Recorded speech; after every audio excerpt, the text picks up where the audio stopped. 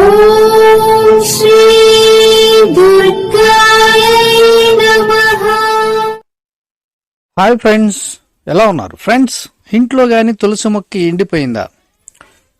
Friends, మీరు కానీ first time నా ఛానల్ విజిట్ చేస్తే తప్పకుండా వీడియోని లైక్ చేయండి, షేర్ చేయండి, అలాగే నా ఛానల్ని సబ్స్క్రైబ్ చేయండి, ఆల్ అని కొట్టండి.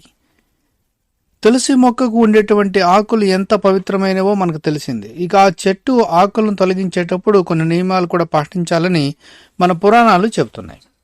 ఈ నియమాలను పాటించకపోతే అవి మనల్ని తీవ్ర నష్టానికి గురి చేస్తాయి. అయితే మనం తులసి ఆకులను కోసేటప్పుడు ఎలాంటి నియమాలు పాటించాలి? ముఖ్యంగా ఏకాదశి రోజున తులసి మొక్క ఆకులను మొక్కను తొలగించకూడదు. ఇక అంతేకాకుండా ఆదివారం రోజున రాత్రి వేళలో తుంచరాదు. మరి ముఖ్యంగా చంద్రగ్రహణం, సూర్యగ్రహణాల రోజున ఇలాంటి పనులు చేయకూడదు.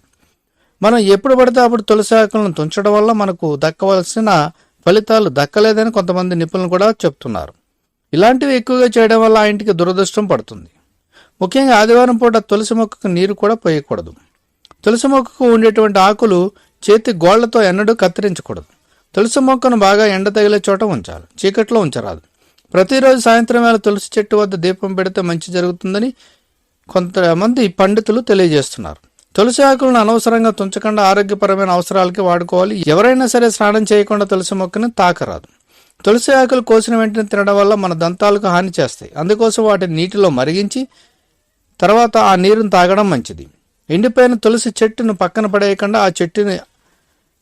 ఆ చెట్టుని ఆకులను ఆ తులసి చెట్టు ఉండి చోటనే మట్టిలోనే పూడ్చాలి, లేదంటే ఏదైనా బావిలో వేయాలి. ఇలా చేయడం మంచిదని కొంతమంది నిపుణులు కూడా అంటున్నారు. తులసి మొక్కను ఆగ్నేయమూల ఉంచరాదు. తులసి మొక్కను ఏదైనా కుండీలో నాటడం మంచిది. So friends, thank you for watching.